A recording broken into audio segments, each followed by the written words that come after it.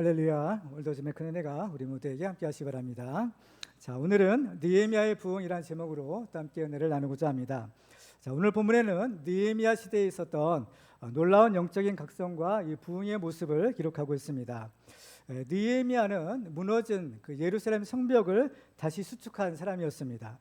느헤미야를 중심으로 해서 이스라엘 백성들은 150년 동안이나 무너져 있던 그 예루살렘 성벽을 단지 52일 만에 수축하는 일을 이루었습니다. 정말 기적과 같은 일이 일어난 것입니다. 그렇지만 이 성벽을 쌓는 기적보다 더 큰 기적이 일어났는데, 그것은 바로 이스라엘 백성들의 무너진 믿음의 제단이 다시 수축되는 기적이었습니다. 이스라엘 백성들은 성벽을 다시 쌓았지만 그 성벽이 자기들을 지켜줄 수 없다라는 사실을 깨달았습니다. 왜냐하면 그들은 이미 실패한 경험이 있었기 때문입니다. 과거 예루살렘 성은 지금 자기들이 쌓은 그 성벽보다 훨씬 더 견고한 그러한 성벽을 가지고 있었지만 바벨론 군대에 의해서 무너졌던 것입니다. 그들은 견고한 성벽보다 더 중요한 것은 하나님이 우리와 함께 하시고 하나님께서 우리를 지켜주신다는 사실을 깨닫게 된 것입니다. 시편 127편 1절을 보면 이렇게 시인은 노래합니다. 여호와께서 집을 세우지 아니하시면 세우는 자의 수고가 헛되며 여호와께서 성을 지키지 아니하시면 파수꾼의 깨어있음이 헛되도다 라고 하십니다. 느헤미야의 위대함은 눈에 보이는 그 성벽만 쌓는 것이 아니라 이스라엘의 영적 부흥을 일으켜서 하나님이 함께 하시는 성전을 세우고 하나님이 지켜주시는 그 영적인 성벽을 쌓는 데 있습니다. 오늘 말씀을 통해서 우리 세서만 교회는 하나님이 함께 하시는 임마누엘의 성전이 되고 하나님께서 우리의 가정과 우리의 나라를 지켜주시는 견고한 성벽이 되어주시기를 주님의 이름으로 축원합니다. 자, 오늘 우리는 특별히 이 느헤미야의 놀라운 부흥이 이 초막절 기간 동안에 일어났다는 점에 주목할 필요가 있습니다. 이 초막절은 하나님께서 명령하신 3대 절기 가운데 하나입니다. 하나님께서 명령하신 절기에는 하나님께서 예비하시는 주시고자 하시는 놀라운 은혜와 축복이 있습니다. 그렇기 때문에 이러한 절기들은요 다 축제와 같은 그러한 성격을 가진 절기들입니다. 그렇기 때문에 이 절기를 지킨다라는 것은 하나님이 주시는 축복을 받는다라는 것을 의미합니다. 그래서 우리가 하나님께서 주시는 가장 중요한 축복 가운데 하나인 성령을 받는 것도 바로 이 오순절 날에 성령이 임하셨는데, 오순절 날이 지금으로 보면 다른 말로 하면 맥주절에 해당되는 겁니다. 우리가 다음 주일에 맥주감사주일 예배를 드리는데 바로 이날에 하나님께서 예비하시는 놀라운 은혜와 축복이 있다는 사실을 우리는 알아야 됩니다. 그렇기 때문에 우리는 절기를 지킬 때 하나님께서 절기에 약속하신 놀라운 이 축복을 받을 수가 있는 것입니다. 특별히 오늘 본문에는 바로 이스라엘에 주시는 놀라운 큰 부흥의 축복을 주시는데, 이 부흥이 일어났을 때 가장 중요한 두 가지 특징이 있는 것을 발견하게 됩니다. 하나는 죄에 대한 회개이고, 또 하나는 바로 하나님의 은혜가 회복된다, 잃어버린 하나님의 축복이 회복된다라는 겁니다. 그렇기 때문에 이 놀라운 부흥의 역사에는 이 단어를 두 가지로 요약해 본다면 바로 회개와 회복이라는 그러한 축복이 우리에게 주어지는 것입니다. 느헤미야의 부흥 운동도 마찬가지였습니다. 오늘 말씀을 통해서 우리 교회에도 큰 부흥이 일어나서 잃어버린 모든 축복을 회복하는 그런 축복의 주인공들 다 되시기를 주님의 이름으로 축원합니다. 자, 오늘 본문에서 우리는 우리가 회개하고 회복해야 될 축복이 무엇인가라는 것을 발견하게 되는데, 특별히 네 가지로 그것을 요약해 볼 수가 있습니다. 첫 번째로 우리가 회개하고 회복해야 될 축복은 말씀의 축복입니다. 자, 오늘 본문에 보면 이스라엘 백성들이 하나님 앞에서 그 언약을 다시 세우는 장면이 있습니다. 자, 앞부분 느헤미야서 9장 38절에 보면 그 장면을 이렇게 기록합니다. 같이 한번 읽어볼까요? 시작. 우리가 이 모든 일로 말미암아 이제 견고한 언약을 세워 기록하고 우리의 방백들과 레위 사람들과 제사장들이 다 임봉하나이다 하였느니라. 하나님 앞에서 언약을 세웠다는 겁니다. 그 언약도 견고한 언약을 세웠다라는 것이에요. 그러니까 아마 언약서를 작성했다라고 추정이 됩니다. 그래서 언약을 세워 기록하고 임봉했다라고 이제 말하는 거죠. 그러니까 그 이제 소위 말하는 하나님과의 일종의 계약서인 거예요. 언약서를 작성해서 이스라엘 백성들이 그 대표자들이 거기에 자기 도장을 이제 찍은 겁니다. 그래서 이제 오늘 본문에 속한 느헤미야 10장에는 그 언약서에 도장을 찍은 사람들의 명단이 이렇게 기록되어 있어요. 맨 먼저 바로 이 총독인 느헤미야부터 시작해서 제사장들, 레위인들, 또 백성의 지도자를 포함한 총 84명의 이름이 이제 기록되어 있는 것입니다. 그래서 성경학자들은요, 이것을 가리켜서 제2의 시내산 언약이라고 부르고 있습니다. 제1의 시내산 언약이 있었어요. 바로 하나님께서 이스라엘 백성들을 애굽에서 구원해 내셔서 이제 광야 시내산으로 인도하시고 그 시내산에서 하나님과 이스라엘 백성이 서로 이제 언약을 체결합니다. 그래서 이때부터 이제 이스라엘 백성들이 하나님의 언약 백성으로서의 이제 출발을 이제 하게 됐던 것이거든요. 그래서 이 언약 백성이다라는 말이 이제 거기서 생기는 겁니다. 그런데 이스라엘 백성들은 그 언약을 지켰느냐? 그렇지 못했던 겁니다. 그 언약을 지키지 못하고 그 언약에 따른 저주를 받게 되는데 바로 나라가 망하고 남은 백성들이 이제 바벨론의 포로로 이제 끌려가는 일이 있게 되는 겁니다. 그러니까 애굽에서 종살이 하던 이스라엘 백성들을 하나님이 구원해 내셨는데 이제 그 바벨론에 또 포로로 끌려간 거예요. 이제 또 바벨론의 종이 된 겁니다.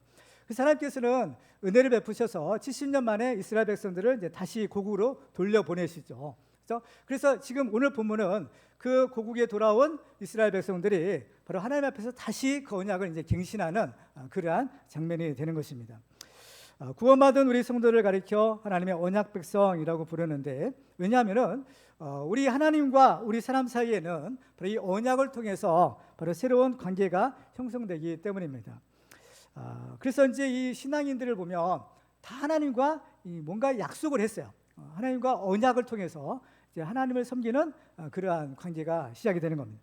그래서 창세기서에 보면 하나님께서도 이 아브라함과 언약을 체결하시는데 그 언약을 가리켜서 횃불 언약이라고 부릅니다. 그래서 하나님께서 이 쪼개인 고기 사이로 횃불 모양으로 이제 지나가시거든요. 그래서 이 아브라함과 언약을 이제 체결하셨던 것을 보게 됩니다. 이렇게 시내산 언약도 그렇고 횃불 언약도 그렇고 모든 언약의 체결에는 공통적인 한 가지 요소가 있는데 그것이 바로 피가 있어야 된다는 겁니다. 피로 맺은 그래서 언약이 되는 거예요. 이 언약을 어기게 되면 그 쪼개진 고기처럼 또 피를 흘리고 죽어야 한다라는 것이 이 언약을 어긴 것에 대한 어마한 그러한 대가를 치러야 된다는 겁니다. 언약을 어긴다라는 것은 다른 말하면 하나님의 말씀을 어기는 것이고 이것이 결국에는 죄가 되는 겁니다. 그래서 죄의 삭은 사망이 되는 것이죠. 이스라엘 백성들을 보면 그들은 하나님과 맺은 이 피의 언약을 지키지 않게 됩니다. 그 결과로 이제 언약적 저주를 받아 나라가 망하는 거죠. 이것을 이제 언약적 저주라는 말을 쓰는데, 왜냐하면은 하나님과 맺은 그 언약의 내용 가운데에는 이렇게 하나님의 말씀을 잘 지켜 행하면 이러이러한 복을 주실 것이다, 이런 축복의 약속도 있고, 그렇지 않고 바로 이러이러한 죄를 지게 되면 바로 이러한 벌을 받게 될 것이다 라는 것들이 이미 그 언약 가운데 있었던 거예요. 그렇기 때문에 이스라엘 백성들이 이러한 저주를 받게 된 것은 바로 다 그 언약에 의해서 이루어지는 것이다. 그래서 이것을 가리켜 언약적 저주, 또 언약적 축복이라고 이렇게 부르는 겁니다. 그래서 이제 이스라엘 백성들은 이제 하나님 앞에 먼저 이제 회개의 기도를 드릴 때 이렇게 말하는 것을 보게 돼요.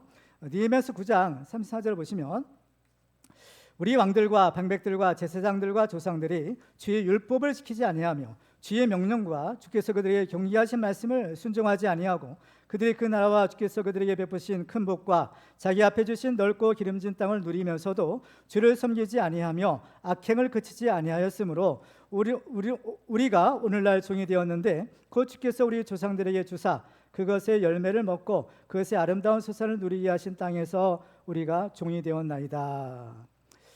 바로 이 모든 이 문제의 원인이 어디 있었느냐? 바로 하나님의 말씀을 버린 데 있다, 하나님의 말씀을 지키지 않는 데 있다라는 사실을 깨닫게 되는 겁니다.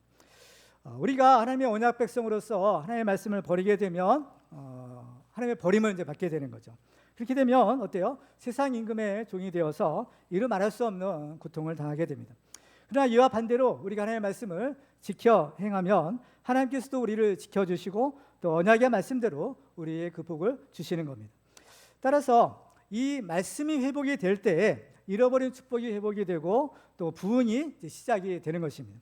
지금 이스라엘에 일어난 놀라운 부흥의 역사도 그 시작이 어디서부터 시작되는가 하면 바로 하나님의 말씀에 대한 갈급함에서부터 시작되는 겁니다. 이 부흥의 역사를 기록하고 있는 느헤미야서 8장 1절 이하에 보면 이렇게 기록합니다. 이스라엘 자손이 자기들의 성읍에 거주하였더니 일곱째 달에 이르러 모든 백성이 일제히 수문학 광장에 모여 학사 에스라에게 여호와께서 이스라엘에게 명령하신 모세의 율법책을 가져오기를 청하매 일곱째 달 초하루에 제사장 에스라가 율법책을 가지고 회중 앞 곧 남자나 여자나 알아들을 만한 모든 사람 앞에 이르러 수문 앞 광장에서 새벽부터 정오까지 남자나 여자나 알아들을 만한 모든 사람 앞에서 읽음에 무엇 백성이 그 율법책에 귀를 기울였는데 라는. 이스라엘 사람들이 이 영적인 부흥의 시작은 어디서 생기느냐? 하나님의 말씀에 대한 갈급함, 하나님의 말씀을 사모하는 데서부터 시작이 된 겁니다. 이 사람들이 얼마나 하나님의 말씀을 사모했는가 하면 이어지는 5절에 보면 이렇게 기록합니다. 에스라가 모든 백성 위에 서서 그들 목전에 책을 펴니 책을 펼 때에 모든 백성이 일어서니라. 에스라가 위대하신 하나님 여호와를 송축하며 모든 백성이 손을 들고 아멘 아멘 하고 응답하고 몸을 굽혀 얼굴을 땅에 대고 여호와께 경배하니라. 그래서 이 사람들은 에스라가 읽어주는 그 율법의 책을 이제 듣게 되는 겁니다. 근데 그 율법의 책을 들을 때 놀라운 성령의 감동이 생기는 거예요. 그 안에 말씀을 들을 때 다 그 말씀을 듣는 사람들이 다 울었다라고 성경이 기록하는 거예요. 그 말씀을 들을 때 깊은 성령의 감동을 받고 그 말씀의 은혜를 받게 되는 겁니다. 이 말씀의 능력이 나타나는 것이죠. 이스라엘 백성들이 그 율법의 말씀을 또 자세히 살펴보니까 중요한 사실을 발견하게 되는데 마침 그때가 언제냐면 바로 초막절 절기 때였더라라는 것입니다. 그래서 그들은 이 나뭇가지를 꺾다가 초막을 짓고 이제 이 초막절 절기를 지키게 됩니다. 그래서 느헤미야 8장 17절과 18절에 보면 그 장면을 이렇게 기록합니다. 우리 같이 한번 읽어볼까요? 시작. 사로잡혔다가 돌아온 회중이 다 초막을 짓고 그 안에서 거하니 눈의 아들 여호수아 때로부터 그날까지 이스라엘 자손이 이같이 행한 일이 없었으므로 이에 그거에 기뻐하며 에스라는 첫날부터 끝날까지 날마다 하나님의 율법책을 낭독하고 무리가 이레 동안 절기를 지키고 여덟째 날에 규례를 따라 성회를 열었느니라. 아멘. 이 절기를 지키니까 이 놀라운 은혜가 있는 거죠. 이 절기를 지킬 때 하나님 주시는 은혜가 있기 때문에 너무 감사와 기쁨으로 이 절기를 지키는 겁니다. 근데 중요한 사실은 여호수아 때부터 이때까지 이 같은 적이 없었다는 겁니다. 하나님께서는 분명히 명령하시죠. 이 세 가지 절기만은 꼭 지키거라. 그런데 여호수아 때부터 지금까지 이런 적이 없었다는 겁니다. 그러니까 그들은 왜 이스라엘이 망할 수밖에 없었는가라는 것을 우리 여기서 그 이유를 찾아볼 수 있는 거죠. 이스라엘 백성들은 하나님을 섬긴다 하면서도 정작 그 하나님의 말씀을 지키지 않았다라는 것입니다. 그래서 하나님이 명령하신 절기도 지키지 않는 것이 그들의 모습이었던 겁니다. 그렇지만 이제 말씀이 회복되니까 하나님이 말씀하신 그 절기도 지키고 그 절기를 지키니까 이제 그들에게는 놀라운 이 부흥의 축복이 있게 되는 겁니다. 이 부흥이 시작될 때, 그죠? 먼저 말씀으로부터 시작됐는데 이제 말씀을 은혜 받고 나면 성령의 감동이 생기고 성령의 감동을 통해서 그들의 죄에 대한 이 찔림이 생기게 되는 겁니다. 그러면 그 죄를 어떻게 해요? 회개하는 역사가 있게 되는 거예요. 그래서 느헤미야 9장 1절에 보면요, 그날 20나흘 날에 이스라엘 자손이 다 모여 금식하며 굵은 베옷을 입고 티끌을 무릅쓰며 모든 이방 사람들과 절기하고 서서 자기의 죄와 조상들의 허물을 자복하고 이날의 낮 4분의 1은 그 제자리에 서서 그들의 하나님 여호와 율법책을 낭독하고 낮 4분의 1은 죄를 자복하며 그들의 하나님 여호와께 경배하는데 레위 사람 예수아와 바니와 감미엘과 스바냐와 분니와 세레바와 바니와 그나니는 단에 올라서서 큰 소리로 그들의 하나님 여호와께 부르짖고라고 했습니다. 바로 이 회개 운동이 일어날 때 말씀의 낭독이 있었고 그 말씀을 듣고 회개하는 역사가 있던 거예요. 왜냐? 이 자기 죄를 회개하려면 자기 죄를 발견해야 되는데 말씀이 없으면 이를 깨닫지 못하는 겁니다. 말씀은 마치 영혼의 거울과 같아서 말씀을 통해서 자기 죄가 드러나고 깨닫게 되고 결국에 회개의 역사가 일어나는 거예요. 그래서 말씀의 낭독과 회개의 역사가 같이 지금 일어나는 것을 볼 수가 있는 것입니다. 이렇게 크게 하나님 앞에 회개하고 이어지는 축복이 있어요. 그 뭐냐? 이 찬양이 하나님 앞에 드리는 겁니다. 오늘 임마누엘 찬양대에서 정말 은혜로운 찬양을 해주셨는데 정말 우리가 성령 받고 이 큰 부흥의 역사가 있게 되면 자연히 정말 터져 나오는 이 찬양이 있게 되는 겁니다. 느헤미야 9장 5절에 보시면요, 또 레위 사람 예수아와 감미엘과 바니와 하삼 느아와 세레바와 호디야와 스바냐와 부다히야는 이르기를 너희 무리는 마땅히 일어나 영원부터 영원까지 계신 너희 하나님 여호와를 송축할지어다. 주여 주의 영화로운 이름을 송축하올 것은 주의 이름이 존귀하여 모든 송축이나 찬양에서 뛰어남이니이다. 아멘. 그렇습니다. 이스라엘이 이렇게 말씀이 회복되니까 이 놀라운 이 영적인 대부흥의 역사가 일어나는 것입니다. 우리의 삶에도 이 하나님의 말씀이 회복되기 원합니다. 하나님의 말씀이 회복될 때 바로 잃어버린 축복이 회복되고 바로 우리의 언약이 다시 회복되는 역사가 일어나는 겁니다. 그동안 우리가 정말 하나님의 말씀대로 살지 못했다면 그 죄를 회개하고 우리의 삶에 하나님의 말씀이 회복되고 잃어버린 축복이 회복되고 또 언약이 회복되는 축복의 주인공들이 다 되시기를 주님의 이름으로 축원합니다. 두 번째로 우리가 회복되어야 될 축복은 가정의 축복입니다. 오늘 본문 29절과 30절에 보면 이렇게 기록합니다. 같이 읽겠습니다. 시작. 다 그들의 형제 귀족들을 따라 저주로 맹세하기를 우리가 하나님의 종 모세를 통하여 주신 하나님의 율법을 따라 우리 주 여호와의 모든 계명과 규례와 율례를 지켜 행하여 우리의 딸들을 이 땅 백성에게 주지 아니하고 우리의 아들들을 위하여 그들의 딸들을 데려오지 아니하며. 아멘. 이스라엘 백성들이 이제 하나님의 말씀을 지키겠다라고 맹세할 때 제일 처음에 다짐한 것이 있는데 그것이 바로 그 자녀들을 불신결혼시키지 않겠다라는 것입니다. 하나님을 믿는 사람들에게 있어서 결혼을 해야 되는데 결혼에 중요한 전제 조건이 하나가 있습니다. 그것은 두 사람 모두가 같은 믿음을 가져야 한다라는 것입니다. 하나님은 결혼을 매우 중요하게 여기셨고 이 결혼에 대한 분명한 가르침을 주셨습니다. 그것은 한마디로 말하면 믿는 사람끼리 결혼하고 믿지 않은 사람끼리는 결혼하지 말라라는 겁니다. 아주 단순하죠. 그래서 고린도서 6장에 보면 사도 바울은 이런 얘기를 합니다. 너희는 믿지 않는 자와 멍에를 함께 매지 말라. 의와 불법이 어찌 함께하며 빛과 어둠이 어찌 사귀며 그리스와 벨리알이 어찌 조화되며 믿는 자와 믿지 않는 자가 어찌 상관하며 하나님의 성전과 우상이 어찌 일치가 되리요. 왜 이런 말씀을 주셨는가? 결국에는 믿는 자녀들을 위해서 말씀을 주신 겁니다. 그죠? 믿는 자녀들을 위한 말씀이에요. 그러면 왜 특별히 이 불신 결혼을 절대로 하지 말라고 하셨을까? 그 이유가 있는 겁니다. 신명기 7장 3절과 4절에 보면 이렇게 기록합니다. 우리 같이 한번 읽어볼까요? 시작.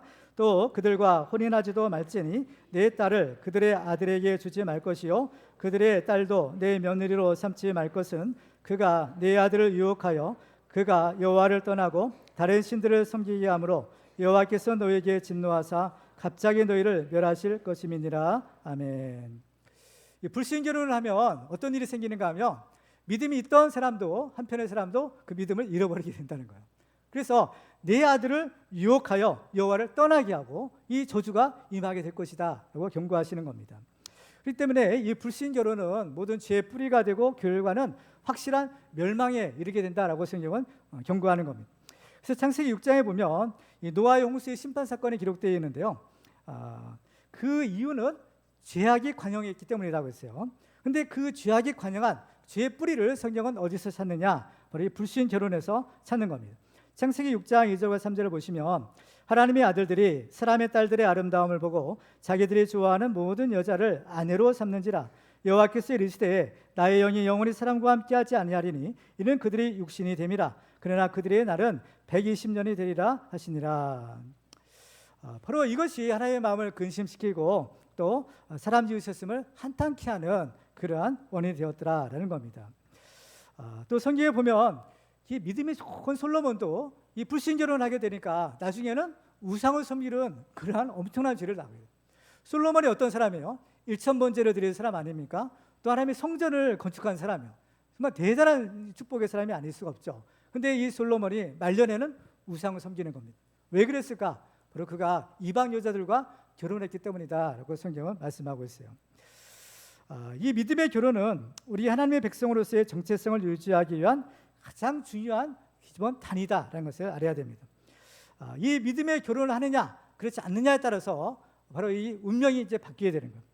이삭에게는 쌍둥이 아들이 있었죠. 에서와 야곱인 것. 똑같은 신앙의 부모에게서 태어난 아들들이지만 에서는 믿음이 없어서 불신 결혼하고 또 야곱은 그나마 믿음이 있어서 이제 부모님이 정해주신 믿음의 결혼을 하게 됩니다. 결국에 이 에서의 후손은 바로 에돔 족속이 되어서 이 구원의 바늘에서 이제 떨어져 나가게 되고 야곱의 후손들만 이스라엘 백성이 되는 것을 보게 됩니다. 그렇기 때문에 우리는 이제 결혼은 축복인 겁니다. 결혼은 하나님이 주시는 가장 중요한 축복인데 이 결혼을 어떻게 하느냐 이것은 굉장히 중요한 일이 아닐 수가 없어요. 결혼을 하되 믿음의 결혼을 해야 되고 결혼을 하되 사명의 결혼을 해야 되는 겁니다. 이 결혼의 원리는 뭐냐면은 하나님께서 주신 그 사명을 잘 감당하기 위해서 결혼을 하게 되는 거예요. 최초의 결혼이 바로 아담과 하와잖아요. 그래서 아담을 잠들게 하시고 갈비뼈로 이제 하와를 만드시고 이 하와를 이제 아담에게 이렇게 보내셔서 결혼하게 하시는데, 그 하와를 만들 때 뭐라고 하시는가 하면 아담을 위하여 돕는 배필을 지으리라 하면서 이 하와를 만드는 겁니다. 그러니까 아담의 사명을 위해서 돕는 배필로 이 하와가 있는 거예요. 그래서 하와도 마찬가지예요. 그 사명을 같이 감당함으로써 하나님 앞에 존귀하게 쓰임받는 그러한 축복의 가정이 되는 겁니다. 그래서 우리들요, 결혼할 때 뭐 이런 조건 저런 조건 많이 있지만 제일 중요한 것은 믿음의 결혼을 해야 되는 것이고, 또 사명을 위해서 결혼하는 바로 그 가정이 하나님이 함께 하시고 하나님이 복 주시는 축복의 가정이 될 수가 있는 것입니다. 특별히 오늘 본문에서 우리가 주목해야 될 부분은 무엇인가 하면 이 결혼의 언약의 주체가 누구냐라는 것, 그것은 바로 부모들이다라는 겁니다. 오늘 보면 30절에 보시면 우리의 딸들을 이 땅 백성에게 주지 아니하고 우리의 아들들을 위하여 그들의 딸들을 데려오지 아니하며라고 합니다. 결혼을 누가 시키는 거예요? 부모들이 지금 시키는 겁니다. 물론 지금이야 이제 뭐 자유롭게 만나서 이제 사귀다가 결혼도 하지만, 옛날 시대에는요, 자녀들의 결혼은 그 부모에 의해서 사실은 결정됐던 시대이기도 합니다. 그러니까 그 부모의 슬하에서, 그 부모의 책임에 의해서 자녀들의 결혼이 이루어지는 거예요. 그러니까 그 부모들이 자기 딸 또 자기 아들에 대한 결혼에 대한 책임을 지는 겁니다. 신명기 7장 3절에도 보면 또 그들과 혼인하지도 말지니 네 딸을 그들의 아들에게 주지 말 것이요 그들의 딸도 내 며느리로 삼지 말 것은 이라고 하는 겁니다. 그러니까 우리는요, 우리 자녀들에 대한 책임을 지는 겁니다. 특별히 우리 자녀들에 대한 신앙적인 영적인 책임을 우리 부모님들이 져야 되는 것이에요. 우리 애들이 그냥 자라서 하겠지 이렇게 내버려두면 안 되는 겁니다. 어려서부터 신앙교육을 잘 시키는 것이 중요한 것. 어려서부터 매일 큐티를 하게 하고 또 기도하는 법을 가르쳐야 되는 겁니다. 그래서 우리 아이들이 이 성경적인 가치관을 가지고 자라도록 우리가 우리 부모님들이 잘 지도해 줄 필요가 있는 것입니다. 문제 부모는 있어도 문제아는 없다라는 말이 있습니다. 정말 우리 부모들은 우리 자녀들이 적어도 결혼할 때까지는 어때요? 그 책임을 우리가 감당해야 될 것입니다. 이스라엘 백성들은 하나님의 말씀이 회복되자마자 제일 먼저 깨달은 것이 뭐냐? 바로 그 자녀들에게 대한 그 결혼에 대한 결단을 했던 것을 보게 됩니다. 그래서 우리의 가정이 믿음으로 회복될 때에 하나님의 축복이 임하는 것을 보게 됩니다. 그래서 우리의 가정이 회복될 수 있도록 기도하는 겁니다. 이미 불신 결혼한 사람은 어떻게 하느냐? 그것은 이제 어쩔 수 없는 거예요. 결혼을 뭐 한 번만 하면 되지 뭐 두 번, 세 번 할 수는 없는 거 아니겠어요? 물론 그런 분도 있겠지만 그래서는 안 되고, 이미 결혼한 분들은요, 이걸 자기 사명으로 이제 알아야 되는 겁니다. 뭘로 그랬을 수도 있어요, 그렇죠? 뭐 어쨌든 이유든 간에 혹시라도 불신 결혼을 했다면 이거는 이제 각오를 하셔야 되는 겁니다. 뭐냐? 내가 이 집안을 그렇죠? 구원할 하나님 보내신 사명자다 생각하고 정말 죽기로 기도하고 정말 그 가족 전도를 위해서 정말 간절하게 기도해야 되는 겁니다. 특별히 우리에게 주시는 소망의 말씀이 있어요. 뭐냐? 주 예수를 믿으라. 그러면 너와 내 집이 구원을 받으리라. 이 약속의 말씀 붙들고 그냥 기도하는 겁니다. 물론 어려움이 있어요. 얼마나 어렵겠어요. 얼마나 어려우면 하나님께서 불신을 하지 말라. 왜? 사랑하는 자녀들을 위한 겁니다. 그렇지만 어쩔 수 없이 그렇게 한다 하면은 이제는 어쩔 수 없는 겁니다. 그죠? 고난도 우리가 각오하면서 핍박도 각오하면서 그 가족 전도를 위해서 최선을 다해서 기도하고 부지럴 때 하나님께서는 그 사람을 통해서 그 가족을 구원해 주시죠. 믿습니다. 세 번째로 우리가 회복해야 될 축복은 안식의 축복입니다. 이스라엘 백성들은 이제 안식일과 안식년을 지키겠다라고 약속합니다. 오늘 본 31절을 같이 읽어볼까요? 시작. 혹시 이 땅 백성이 안식일에 물품이나 온갖 곡물을 가져다가 팔려고 할지라도 우리가 안식일이나 성일에는 그들에게서 사지 않겠고 일곱째마다 땅을 쉬게 하고 모든 빚을 탕감하리라 하였고. 자, 이 안식일과 안식년을 지키겠다는 겁니다. 성경에 보면 구약 성경에서의 그 하나님의 백성으로서의 표지들이 몇 가지가 있어요. 그런데 그 중에서 가장 중요한 것 한 가지가 뭐냐면은 안식일을 지키는 겁니다. 하나님의 백성이냐 아니냐, 뭘 보면 알 수 있느냐면 안식일을 지키느냐 아니냐, 이것을 보면 알 수 있는 거예요. 그럼 왜 안식일을 지키는 것이 이렇게 중요하냐라는 겁니다. 이것을 보면 주일 성수인 거예요. 주일을 보면 그 이유가 있는 거예요. 자, 그 창세기서 2장 2절과 3절을 보시면 이렇게 기록합니다. 안식일의 유래예요. 안식일이 어떻게 생겼는가라는 것을 말씀하는데, 하나님이 그가 하시던 일을 일곱째 날에 마치시니 그가 하시던 모든 일을 그치고 일곱째 날에 안식하시니라. 하나님이 그 일곱째 날을 복되게 하사 거룩하게 하셨으니 이는 하나님이 그 창조하시며 만드시던 모든 일을 마치시고 그 날에 안식하셨음이니라. 이 안식일을 누가 지정하시는가 하면 하나님이 지정하시는 겁니다. 그 하나님이 모든 천지 창조를 다 완성하고 일곱째 날에 안식하신 거예요. 그러니까 이 안식일을 지키라 하신 것은 뭐냐면은 창조주 하나님에 대한 믿음의 고백으로 이 안식일을 지키는 겁니다. 그러니까 지켜도 좋고 안 지켜도 좋은 것이 아니라 이것은 하나님을 믿는 사람이라면 반드시 지켜야 되는 거룩한 의무이자 축복이다라는 것입니다. 왜 이 안식일을 주셨느냐? 그것은 하나님에 대한 믿음의 표지이자 동시에 축복인 겁니다. 왜냐하면 하나님의 창조 원리가 바로 이 안식이 필요하기 때문인 거예요. 하나님께서 이 세상 그렇게 지으신 거예요. 그렇죠? 그래서 한 날은 하나님께서 딱 정해서 이날은 일하지 말아라, 이날은 안식하라, 쉬라, 하나님이 정하신 거예요. 이게 하나님이 지으신 창조 원리인 겁니다. 그래서 우리 사람도 마찬가지입니다. 사람도 물론 일 열심히 해야 되지만 하루는 쉬어야 된다는 겁니다. 이게 하나님께서 우리 인간을 지으신 우리 인간의 모습인 거예요. 쉬지 않으면 어떻게 되냐? 기계도 계속 돌리면 어때요? 고장 나는 것처럼 우리 인간도 금방 병이 드는 겁니다. 그래서 인간이라는 존재 자체가 안식이 필요한 존재로 지으셨기 때문에 안식을 지키지 않으면 병 나는 겁니다. 고장 나는 거예요. 그렇기 때문에 우리 인간을 위해서 바로 이 안식일을 지키라 하시는 것이죠. 그런데 이 안식일을 지키려면요, 아무나 지키지 못하는 겁니다.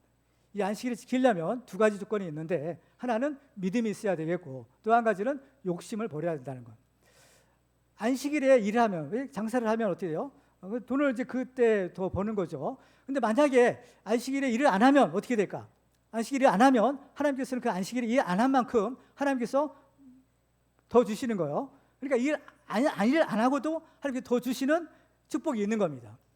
그것을 믿지 못하면 이 안식을 지킬 수 없는 겁니다. 먹고 살기 힘든데, 그죠? 당장 먹구멍이 포도청인데 어떻게 일하지 않고 살 수 있느냐? 그러나 믿음으로 지키는 겁니다. 믿음이 없으면 안 되는 거예요. 그러니까 믿음이 없으면 아무리 하나님께서 이 복을 주시려고 해도, 안식의 축복을 주시려도 이것을 누리지 못하는 거예요. 또 한 가지는 욕심이 있으면 이것을 지키지 못하는 겁니다. 안식일에 일을 하지 않으면 일을 할 수 있어요. 일할 수 있어서 더 많은 것을 얻을 수가 있는 겁니다. 그러니까 그 더 많은 것을 얻을 수 있는 것을 포기해야만, 그 욕심을 버려야만 안식을 누릴 수 있는 겁니다. 그런데 사람들은 바로 이 두 가지 이유 때문에 하나님께서 안식의 축복을 주셔도 그것을 누리지가 어려운 것이죠. 그렇습니다. 그렇기 때문에 정말 우리가 이 안식을 지킨다라는 것은요, 우리의 교만을 내려놓는 가장 확실한 방법인 거예요. 내 힘으로, 내 지혜로, 내 능력으로 사는 것이 아니라 우리 사람이 사는 것은 하나님의 은혜로 사는 것이다라는 것을 확실하게 알게 하고 경험하게 하는 것이 안식일을 지키고 안식년을 지키는 것이다라는 겁니다. 내 힘으로 사는 줄 알았어요. 내가 열심히 노력해서, 내가 부지런해서 사는 줄 알았지만, 그래야만 잘 사는 줄 알았지만 그것이 아니라는 겁니다. 물론 우리는 열심히 해야 되죠. 그렇지만은 우리의 노력도 필요하지만 더 중요한 것은 하나님이 도와주시는 축복을 받아야 된다라는 겁니다. 이것을 위해서 하나님께서는 안식일을, 또 안식년을 지키라라고 말씀하고 있는 것입니다. 그렇습니다. 이 안식일을 우리가 지키지 않으면 이 안식을 빼앗길 수도 있는 거예요. 오늘이 무슨 절이에요? 6월 25일입니다. 그죠? 6월 25일은 6.25 전쟁 기념일이잖아요. 그죠?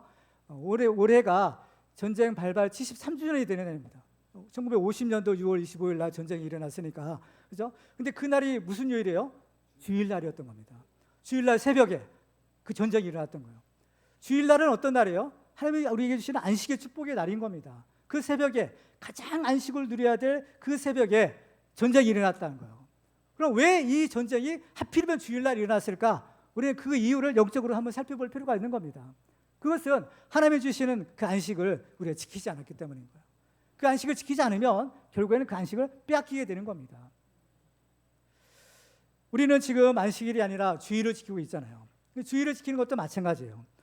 주일이라는 것은 어떤 날이냐면, 왜 이 주일을 지키냐면 본래 안식일은 토요일 날인 겁니다. 그렇지만 예수님이 부활하신 날이 안식 후 첫날인 주일날, 바로 이 일주일의 첫째 날인 이 주일날 예수님이 부활하셨기 때문에 예수님의 부활을 기념하면서 우리가 이 주일을 지키고 이 주일날 예배를 드리는 겁니다. 안식일을 지키는 것이, 구약시대 안식일을 지키는 것이 창조주 하나님에 대한 믿음의 고백이라고 한 것처럼 지금 우리가 주일을 지키는 것도 무슨 고백이냐? 부활의 예수님, 그죠? 그 부활 신앙의 고백으로 주일날 예배를 드리는 겁니다. 예수님 부활날, 이날 부활하셨기에 우리도 예수님과 함께 다시 부활할 것을 이 믿음과 이 소망을 가지고 하나님께 나와서 이날 예배를 드리는 거예요. 이유가 여기에 있는 겁니다. 그렇죠? 그렇기 때문에 바로 이스라엘 백성들이 그 안식일을 지킴으로 하나님께서 그들에게 안식의 축복을 주시고 그들을 모든 환난으로부터 지키신 것처럼 우리가 이 주일을 지키게 되면 하나님께서 우리에게 이 부활신앙의 축복을 주셔서 예수님 부활하신 것처럼 우리로 하여금 죄와 사망 권세에 이기고 승리하는 이 부활신앙의 축복을 우리에게 주시는 거예요. 그래서 우리가 이 주일을 지키는 것 아니겠습니까? 특별히 이 안식일을 지킨다, 안식년을 지킨다는 것은 뭐냐면은 우리의 시간을 드리는 것을 말하는 거예요. 시간인 겁니다. 지금 여러분들 이 예배 시간, 그렇죠? 예배하는 시간, 이 시간은 아무런 일을 하지 않고 와서 예배 드리잖아요. 이건 뭐예요? 시간을 드리는 겁니다. 이 예배하는 시간은 함께 드리는 거죠. 시간은 뭐예요? 생명인 겁니다. 그러니까 우리는 우리의 생명을 하나님께 지금 드리고 있는 거예요. 우리의 생명을 드리면 우리의 생명은 누구 것이 돼요? 하나님의 것이 되는 겁니다. 하나님의 소유가 되는 거예요. 하나님의 소유가 되는 우리의 시간, 하나님의 소유가 되는 우리의 생명인 겁니다. 그러니까 하나님이 우리의 시간을 지켜주시고 하나님이 우리의 생명을 지켜주시는 이 축복이 바로 이 주일 성수에 있는 겁니다. 그렇기 때문에 주일 성수는요, 목숨 걸고 지켜야 되는 거예요. 왜? 우리의 시간을 드리고 하나님께서 우리의 생명을 지켜주시는 그 축복을 우리가 받기 때문에 이 주일을 절대로 범하면 안 된다라는 것을 우리가 가르쳐주고 있는 것입니다. 그렇기 때문에 이 안식일과 안식년을 지킨다라는 것은 하나님에 대한 믿음을 회복하고 하나님에 대한 믿음을 지킨다라는 것을 의미하는 것입니다. 정말 우리의 인생이 내 힘으로 사는 것이 아니라 전적인 하나님의 은혜요, 전능하신 하나님의 책임주시는 축복으로 산다라는 것이 바로 이 안식일의 회복을 통해서 우리에게 주시는 축복인 것을 믿으시기 바랍니다. 마지막으로 우리가 회복해야 될 축복은 성전의 축복입니다. 오늘 보면 마지막 절인 39절 마지막 절의 부분에 보면 이렇게 얘기합니다. 그리하여 우리가 우리 하나님의 전을 버려두지 아니하리라. 이 하나님의 전을 버리지 않겠다라는 것이요. 그렇다면 이스라엘 백성들은 그 전에는 어땠다는 거예요? 하나님의 전을 버려뒀다는 거죠. 말씀을 통해서 깨닫고 나니까, 그죠? 이들이 뭐요? 이제는 절대로 우리가 하나님의 전을 버리지 않겠다라는 것입니다. 오늘 본문에서 이 하나님 앞에 언약을 갱신하고 있는 이스라엘 백성들은 실패한 경험이 있는 사람들인 겁니다. 이미 나라가 망했어요. 언약적 저주를 받아서 나라는 망하고 바벨론 포로로 끌려갔다가 종살이하다가 이제 하나님의 은혜로 다시 돌아온 사람들인 겁니다. 그래서 이 사람들은 이러한 고난을 통해서 굉장히 중요한 사실을 깨달았는데 그건 뭐냐? 바로 하나님께 예배드리는 것이 가장 큰 축복이다라는 겁니다. 있을 때는 몰랐어요. 있을 때는 소홀히 했지만 그러나 막상 이제 모든 것이 다 부서지고 빼앗기고 나서 보니까 야, 하나님께 예배드리는 것이 그렇게 큰 축복이었구나. 근데 어때요? 드릴래야 드릴 수도 없는 거예요, 그때는.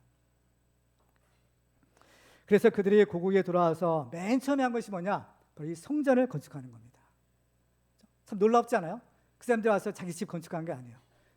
그래서 와서 성전을 먼저 건축한, 아주 청교도들이 가가지고 맨 저 교회당을, 저 예배당을 건축한 것처럼 우리 사람들도 하나님 앞에 예배당, 이 성전을 건축하는 겁니다. 왜? 이 예배가 얼마나 중요한가라는 것을 알았기 때문인 거죠. 그런데 중요한 것은 성전이 있어도 성전이 그 기능을 하지 못하면 아무 소용이 없더라는 겁니다. 성전 건물은 지어졌는데 거기에서 제사가 드려지지 않는 거예요. 그러면 뭐가 아무 소용이 없는 거죠. 이스라엘 백성들이 믿음이 없을 때에는 이 성전에 대한 관심이 없었던 겁니다. 성전을 섬기는 제사장들이 또 성전을 수종드는 그 레위인들이 어떻게 사는지 뭘 먹고 사는지 관심이 없는 거예요. 그런데 이제 이 사람들이 믿음이 회복되고 나니까 이제 성전에 대한 관심이 생기는 겁니다. 왜? 이 성전에서 뭘 드려요? 제사 드리고 예배를 드려야 되기 때문인 거예요. 그래서 오늘 본문에 보면 우리가 스스로 규례를 정했다라고 하는 거예요. 스스로 규례를 정한, 자발적으로 이제 규례를 정한 것인데 무슨 규례를 정한 거냐? 3가지 약속을 해요. 뭐냐? 바로 성전세와 첫 열매와 11조를 드리겠다라는 겁니다. 그들은 성전에서 제사가 드려져야 되는데 제사가 드려져야 될 때, 제사를 드릴 때 무엇이 필요한가라는 것을 생각해 보는 거예요. 왜 제사가 안 드려지지? 왜 예배가 안 드려지지? 그러니까 필요한 것들이 있는 거예요. 그렇죠? 여러 가지 재물도 있어야 되고 기구도 있어야 되고 여러 가지 필요한 것들이 있더라는 겁니다. 그래서 그것을 위해서 우리가 스스로 규례를 정하고 이것을 드리기로 했더라는 겁니다. 뭔가 첫째는 성전세를 드렸다라는 겁니다. 그래서 32절에 보면 우리가 또 스스로 규례를 정하기를 해마다 각기 세겔의 3분의 1을 수납하여 하나님의 전을 위하여 쓰게 하되, 하면서 뭐 진설병 이런 것들 이게 또 하나님께 쓰게도록 했다는 거죠. 그리고 두 번째로는 첫 열매를 드리는 겁니다. 35절에 보면 해마다 우리 토지 소산의 만물과 각종 과목의 첫 열매를 여호와의 전에 드리기로 하였고 또 우리의 맏아들과 가축의 처음 난 것과 소와 양의 처음 난 것을 율법에 기록된 대로 우리 하나님의 전으로 가져다가 우리 하나님의 전에서 섬기는 제사장들에게 주고 또 처음 익은 밀의 가루와 거제물과 각종 과목의 열매 새 포도주와 기름을 제사장들에게로 가져다가 우리 하나님의 전에 여러 방에 두고 다 첫 것을 드리겠다는 거예요. 첫 것을 드린다라는 것은 무슨 뜻이냐면 바로 가장 귀한 것을 드리는 것이고 또 전부를 드린다는 것을 의미하는 겁니다. 특별히 이 첫 열매를 드린다는 것은 뭐냐면은 맥추절을 지키겠다는 거예요. 맥추절에는 특별한 예물을 드려야 되는데 맥추절의 예물은 첫 것을 드리는 겁니다. 그래서 첫 열매로 드리는 제사, 첫 열매로 드리는 절기, 이것이 맥추절인 거예요. 우리가 이제 지금 다음 주에 맥추감사절을 예배를 드리잖아요. 이것도 뭐냐면은 바로 첫 열매 드리는 그러한 헌신의 제사인 겁니다. 첫 열매 드리는. 그래서 이런 것들을 통해서 어떻게 해요? 우리가 하나님을 섬기겠습니다. 그죠? 하나님을 섬기는 그 지상들 우리가 책임지겠습니다라는 것이죠. 또 11조를 드리겠다라고 약속하는 겁니다. 이 사람들이 11조를 레위인들에게 드리고 레위인들은 그 11조의 또 10분의 1을 제사장들에게 드리는 것을 볼 수가 있어요. 물론 이 11조에 대해서는 뭐 하나님의 약속이 너무나 확실하기 때문에 지금 이 시간에는 뭐 굳이 말씀드릴 필요가 없지만 어쨌든 간에 이 사람들은 그러한 성전세라든지 만물이라든지 11조라든지 이런 예물을 함께 드리기로 스스로 작정했다는 겁니다. 누가 드리라고 하지 않았어요. 그들 스스로가 하나님의 말씀을 바쳐서 이제 드렸다는 거죠. 그러니까 이 사람들이 이렇게 헌신하게 된 이유가 있는 겁니다. 그건 뭐냐면은 바로 맨 마지막 절이에요. 오늘 주제절인데 39절 한번 볼까요? 39절을 같이 읽겠습니다. 시작. 곧 이스라엘 자손과 레위 자손이 거제로 드린 곡물과 새 포도주와 기름을 가져다가 성소에 그릇들을 두는 골방, 곧 섬기는 제사장들과 문지기들과 놀이하는 자들이 있는 골방에 둘 것이라. 그리하여 우리가 우리 하나님의 전을 버려두지 아니하리라. 아멘. 그리하여, 그죠? 우리가 하나님의 전을 버려두지 않겠다는 겁니다. 지금까지는 모르고 그랬어요. 모르고 버려두고 방치하고 나몰라라 했지만 이제부터는 우리가 하나님의 전을 절대로 버려두지 않겠다라는 겁니다. 이 사람들이 헌신이 얼마나 참 대단할까요? 만약에 여러분들이 하나님의 입장이라고 생각해 보세요. 누가 바로 이 하나님의 전을 내가 버려두지 않겠습니다. 내가 하나님의 전을 내가 책임지겠습니다. 이렇게 헌신하는 사람이 있다면 하나님께서 과연 그 사람을 어떻게 하실까? 저 같으면 하나님께서 그 사람을 축복해 주실 것이다 생각이 돼요. 물론 하나님께서는 많고 많은 사람들을 다 축복해 주시지만 특별히 이렇게 하나님의 전을 버려두지 않겠다, 이 하나님의 전을 내가 책임지겠다 헌신하는 사람은 얼마나 하나님께서 축복하시겠느냐. 이렇게 하나님의 전을 책임지겠다는 사람은요, 하나님께서 그 인생을 책임져 주시는 겁니다. 하나님께서 그 인생을 보장해 주시는 거예요. 그렇죠? 여러분은 어떻습니까? 여러분들은 하나님의 전을 버려두는 사람입니까? 아니면 하나님의 전을 책임져 주는 사람입니까? 하나님의 전을 책임지는 사람이 되어야 되는 겁니다. 왜? 그 사람이 하나님의 책임져 주시는 축복을 받기 때문인 것입니다. 하나님의 책임져 주시면 하나님께서 그 사람을 도와주시고 하나님의 그 가정을 책임져 주시고 하나님께서 여러분의 자녀들을 책임져 주시는 겁니다. 이러한 축복을 받으려면 우리도 하나님의 전을 버려두지 않겠습니다. 하나님의 전은 내가 책임지겠습니다. 이러한 각오와 헌신을 바로 하나님께 드려야 되는 겁니다. 하나님의 마음을 시원케 드리는 사람이 되어야 되는 거죠. 바로 그런 사람이 하나님의 은혜 받고 하나님의 책임져 주시는 그런 축복을 받는 축복의 주인공이 될 줄로 믿습니다. 이제 말씀을 맺겠습니다. 오늘 우리는 이 놀라운 부흥이 일어날 때 우리가 회개하고 회복되는 축복의 열매들을 우리가 살펴보았습니다. 정말 우리 한 사람 한 사람이 이 시대에 느헤미야가 되어서 우리 스마교회에 큰 부흥을 일으키고 잃어버린 모든 축복을 회복하는 축복의 주인공들 되시기를 주님의 이름으로 축원합니다. 기도하겠습니다. 오늘 주신 말씀 우리가 기억하면서 우리 결단하며 우리 기도하도록 하겠습니다. 하나님, 하나님의 전은 내가 책임지겠습니다. 하나님께서 나의 가정과 나의 자녀들을 책임져 주시고 내 인생을 책임져 주시는 축복을 허락하여 주시옵소서. 우리 주여 한번 부르시고 기도하겠습니다. 주여!